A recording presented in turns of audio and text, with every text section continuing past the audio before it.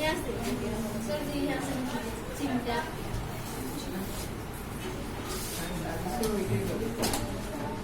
हमने क्वेश्चन आज जो गेस कराया, इस क्वेश्चन में से देख लो कितना आ जाता है एग्जाम में, और जितना भी गेस कराया इस क्वेश्चन में से, तो लोग क्वेश्चन को पढ़ोगे आंसर अपने माइंड में याद आ जाए, क्योंकि तुम लोग पाठ को पढ़े हो। बता दे कि पहला है कि चिमटा को देखकर अमीना के मन में क्या भाव आया।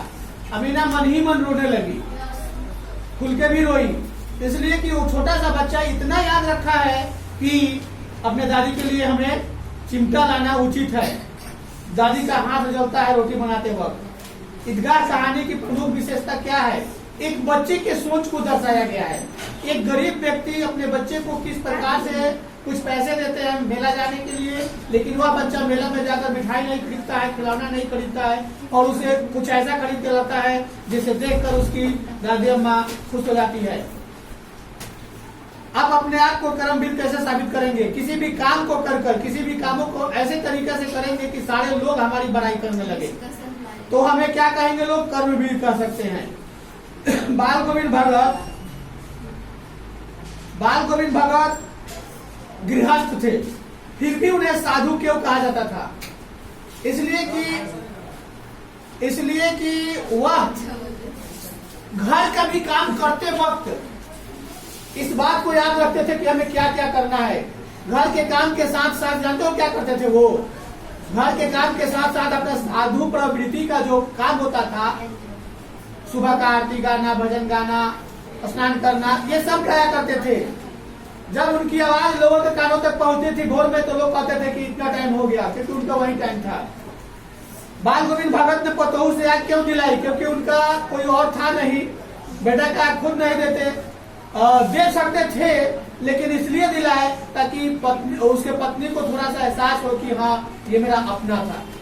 और आग दिलवाने के बाद, काम क्रिया करने के बाद पतोहू को बोले कि तुम चले जाओ अपने मायके, दूसरी शादी कर लो। पतोहू बहुत रिक्वेस्ट की, लेकिन फिर भी नहीं माने और उसको बोले चले जाओ, और अपने अकेले रहने लगे। अकेले रहते रहते एक दिन इनका भी ऊपर जाना हुआ। ऐसे तो सारे दुनिया के लोगों को भी ऊपर जाना होता है।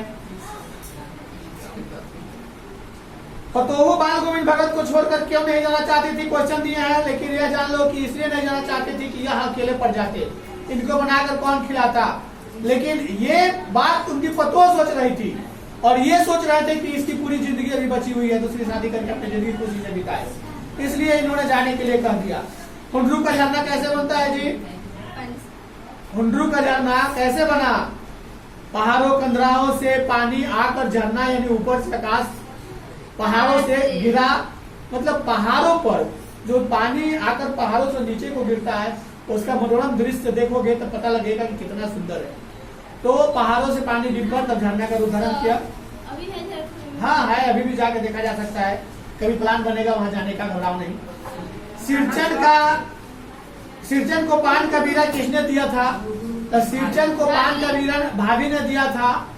कोई मेहमान आता है, अगर मेहमान कोई आता है तो तुम उसको चाय पानी के कराओगे। तुम्हारे घर पे कोई श्रमिक काम कर रहा हो तो वस्तुतः उसको दे दिया जाता है, क्योंकि सम्मान हुआ, काम करने वालों के प्रति यह सम्मान हुआ। अब बता दें कि गांव के लोग सिरचन को क्या समझते थे? बेकार, कामचोर। कुछ काम खेत में लोग कर लिया करते थे, तब सिरचन हाथ धुलाते हुए खुरपी लेके जाया करता था। लेकिन काम करने में बहुत विहीन काम करता था, इसको काम करने में मन लगता था, लेकिन विहीन। सिरचन चीख और शीतल पार्टी लेकर स्टेशन जाकर मानू को देता है। इससे क्या सीख मिलती है? तो इससे यह सीख मिलती है, हो गया, इससे यह सीख मिलती है कि सिरचन अपना दायित्व समझता है। दायित्व में यह समझता है कि अगर मानो बिना चीख और शीतल पार्टी के जाती है, अधूरा जो बीन कर दिया गया है लेकर जाएगी, तो हमारा वहाँ बदनामी होगा। सुंदरता लोग थोड़ी सी देखेंगे, लेकिन कहेंगे कि कैसा आदमी था जो इनका काम पूरा नहीं किया, कैसा कारीगर था जो काम पूरा नहीं किया। इस बात का एहसास करके खुद का पैसा लगाकर चीख शीतल पार्टी और सुंदर सुंदर बनाकर जाकर स्टेशन पर मुफ्त में दिया और बोला कि मेरे तरफ से। तो वहां मानू रोने लगी। घबराओ मत, लोग हाथ गर्म करेंगे। अशोक ने युद्ध लड़ना स्वीकार क्यों नहीं किया? उसके सामने कौन आ गया था जी? पद्मा, यानी स्त्री के आने के कारण वो युद्ध लड़ना स्वीकार नहीं किया। शास्त्र का त्याग क्यों करता है अशोक? शास्त्र का त्याग क्यों करता है अशोक? स्त्री के सामने इतना लज्जित हो गया, इतना विवश हो गया कि कुछ अब उसको हथियार सबसे बड़ा दुश्मन लगने लगा।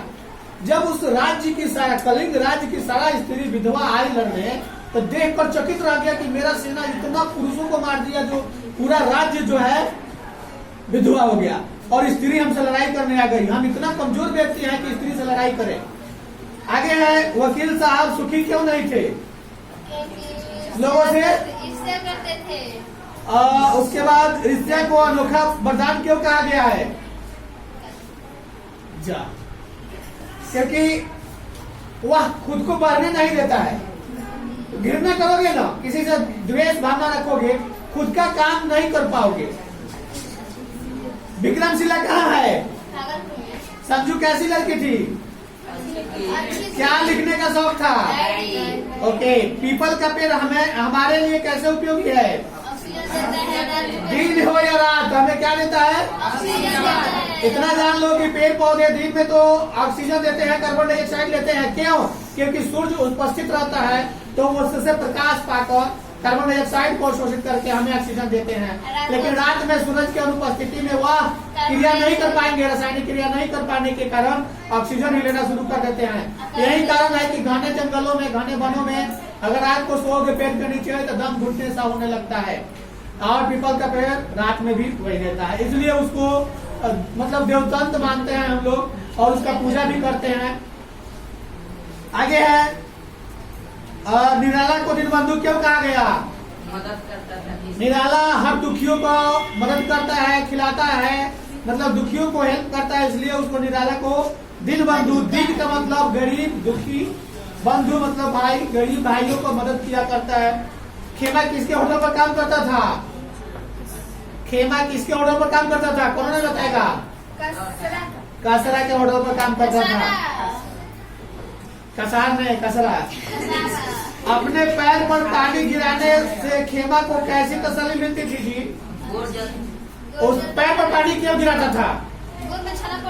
क्योंकि गर्मी के मौसम में चाय लेकर इधर उधर जाना पड़ता था, बिना चप्पल के था, इसलिए उसके पैर जलते थे और वो पानी गिराता था, तो तसल्ली महसूस हुआ करता था।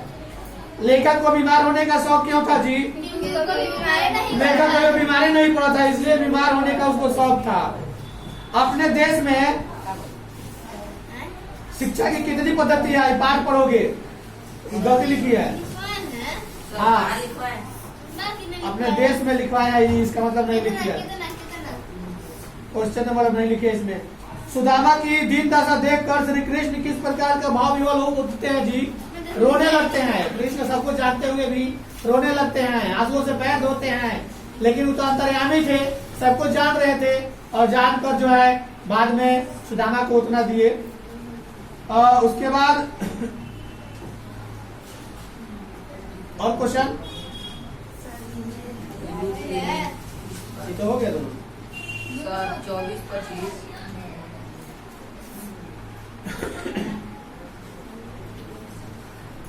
गुरु के यहाँ किस बात की याद दिलाकर श्री कृष्ण सुदामा को रुलाई?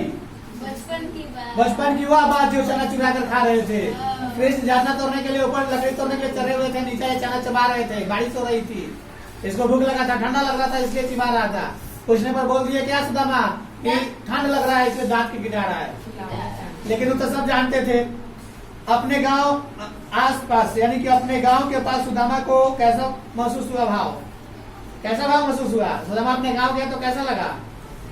अपने गांव को पहचान ही नहीं पा रहा था, क्योंकि कृष्ण ने उसका गांव को इतना सुंदर बना दिया कि अपने गांव को नहीं पहचान पा रहा था। अब अपनी प्रसादी ले लो सर, राइटिंग की प्रसादी तुम्हारी, इसका राइटिंग की प्रसादी है, तुम्हारी अपने की प्रसादी। अब्सेंटी क्योंकि बता दो। नहीं बताइए, हम जानते हैं। राइटिंग लिखी थी हैं? नहीं। वो गलती है लिखी थी, कुछ कुछ इसी तरह। एक और लो तुम लोगों में क्या वो लिखी थी? चलो मैं लेट की पढ़ा दी, आई वो लेट की थी। टाइम से आया करो। अब इसलिए का क्या है?